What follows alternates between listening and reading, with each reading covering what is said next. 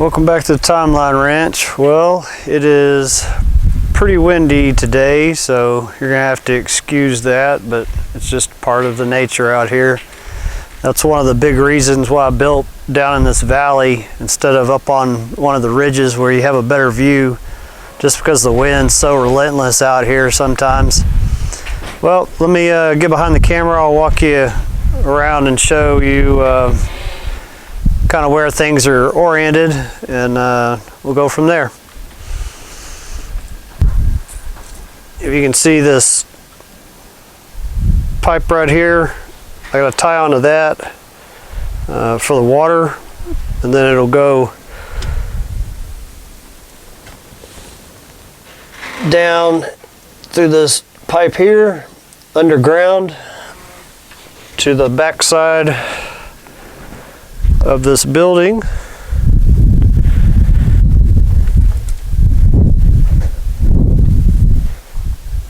Down in here, this is the woodshed storage. Right in here, I'll have a line. There's a conduit underground that I need to find. And I'm gonna run the pipe down underground to about right in here and put my barbecue pit there. So that's where the coil will be. Right now my pit is over there, so I'm gonna have to move it. It's been there for probably about 4.5 years. My water barrel right now is on the roof there. It's inside an insulated box. I don't need to get on the roof for this.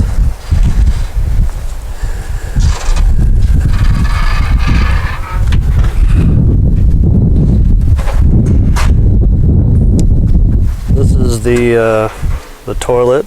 Not real clean in there, but you know, it serves its purpose.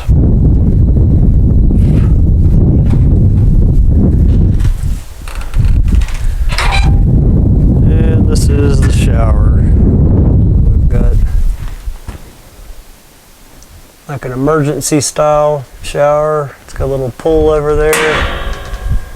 And I got my mirror, little shelf, water spigot, and the drain.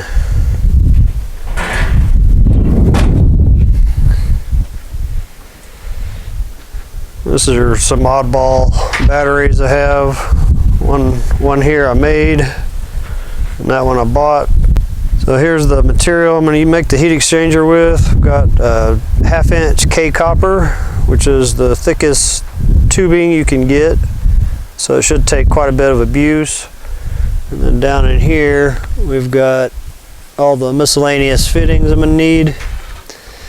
And then PEX piping, Umbador PEX. So it'll be copper coil inside the pit and transition to PEX underground and come in and tie into this PEX that's here, you see.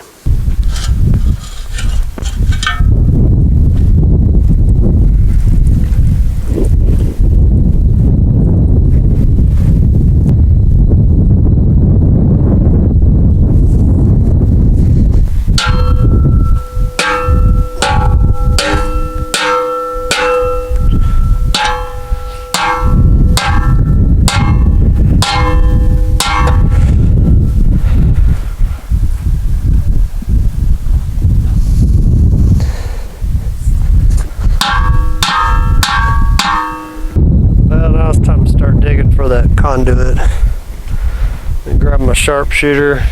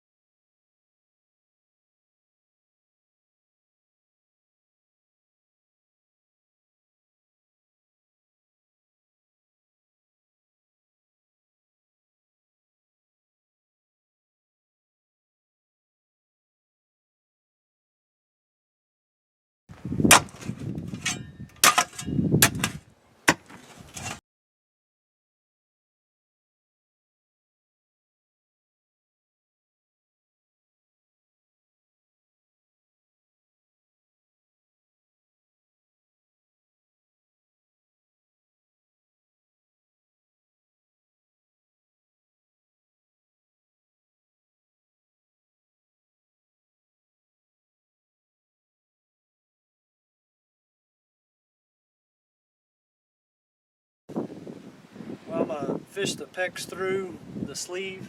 I know you probably can't see it because of the shadow, but I'm going to fish it through, and I got to cut 2 sections the same length, and then I'll work on the copper coil. It's going to go inside the pit.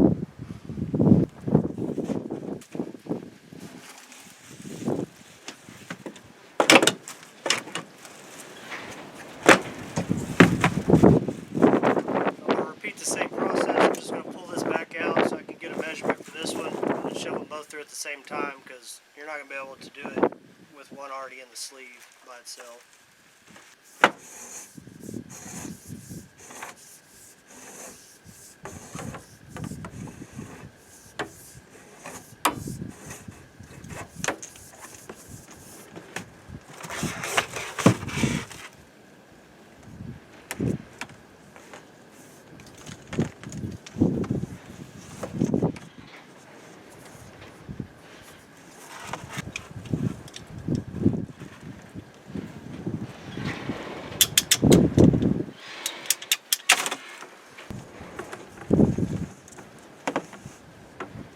I'm just going to tape the ends so they don't get dirt in them, and tape it together so they kind of stay going in at the same pace.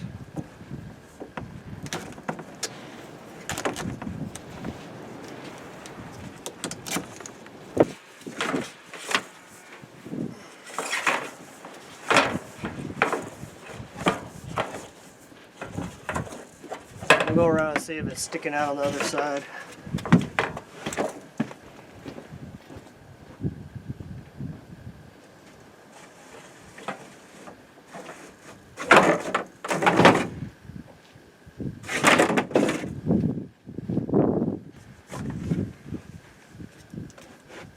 What I've got is a feed coming from the water line, and this will be the return coming back out of the pit.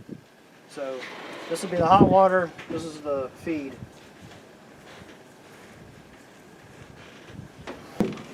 So now what I have to do is tie into this line on the feed side, and then my return will go up on this line here.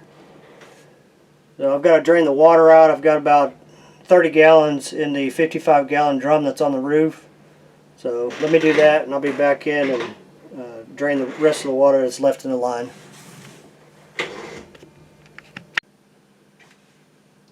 So these are the fittings I'm planning on using to do the heat exchanger. That's kind of laid out as how they're going to be assembled.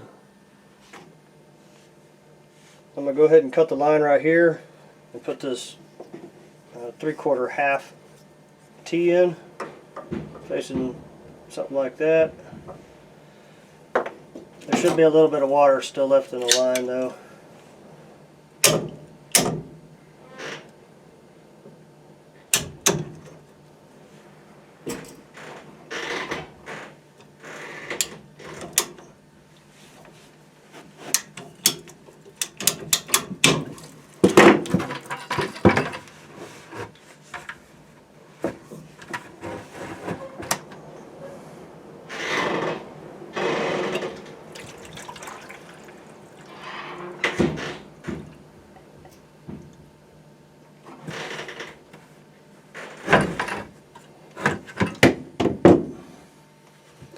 This is a PEX expansion tool.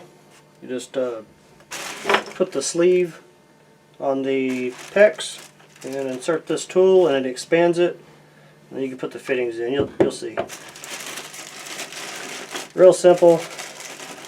Anybody could do it if you have the tools to do it with.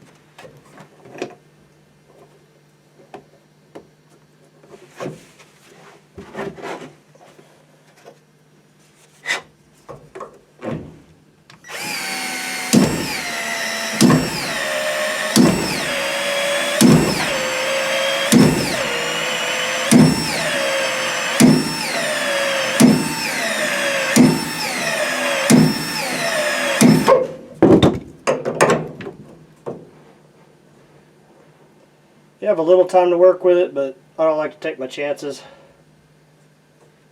This is memory resilient material, when you expand it, it goes right back to the same dimensions it was before it was expanded.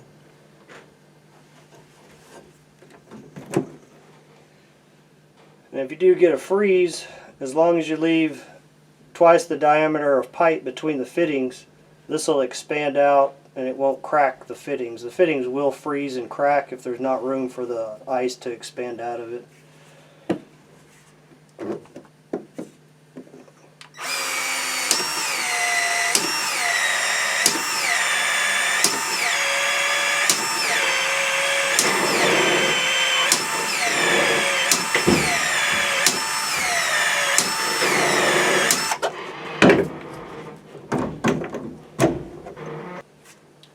That's it for the 3/4. I'm going to change the bit out to the 1/2 inch.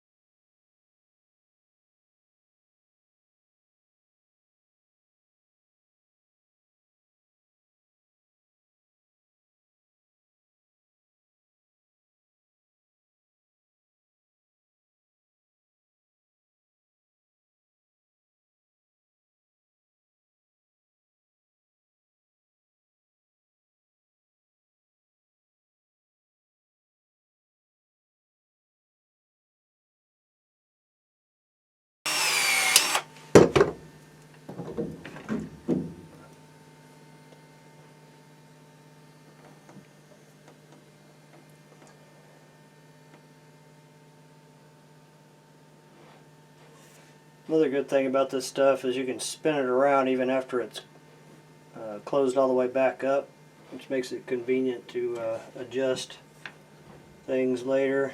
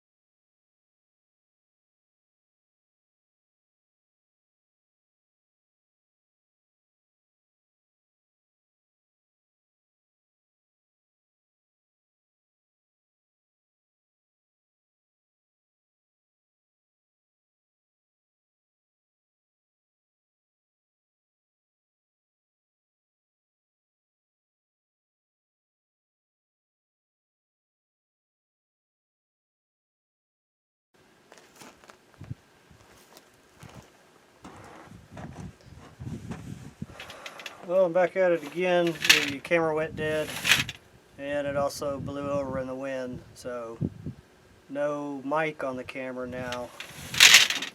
So hopefully you can hear me. We got our copper coil here.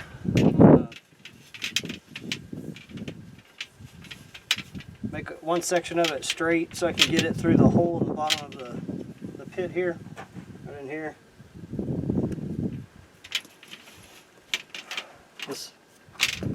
This isn't real easy to work with because it's K copper.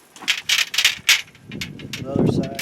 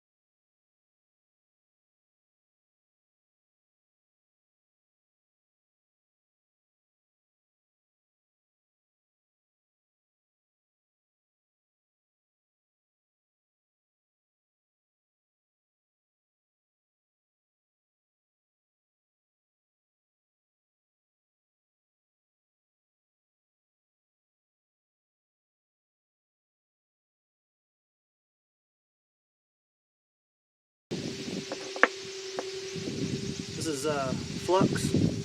Keeps it from oxidating while you solder.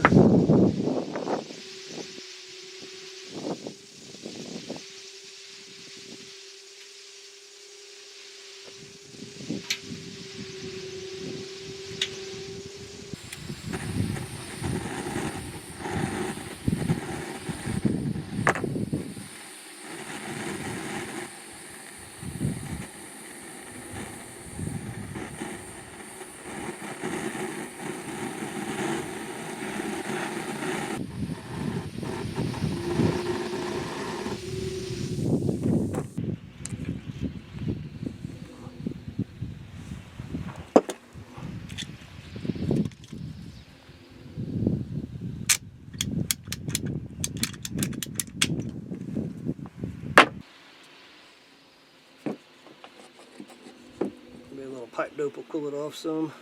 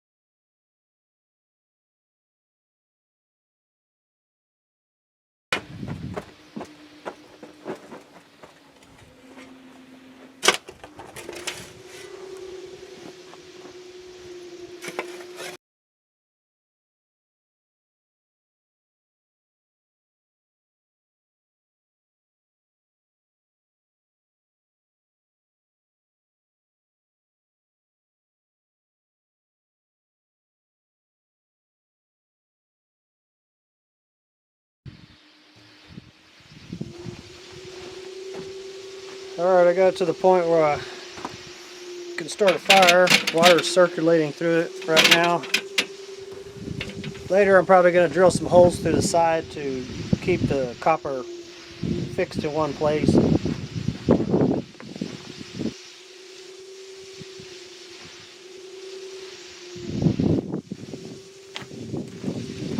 This is a chunk of dead yucca fibers. I found it works pretty good for starting fires.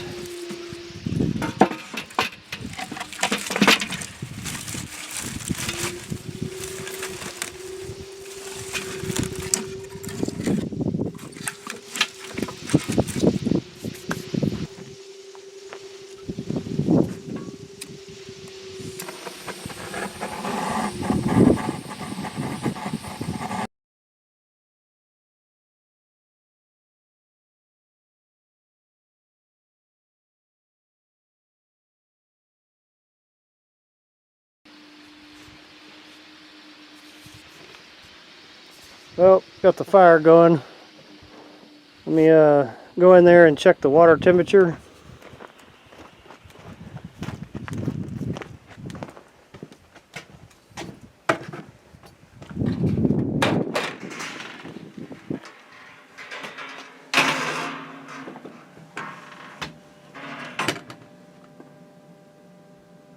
You see we're sitting at what, 50, 60, 70, about 73 Fahrenheit.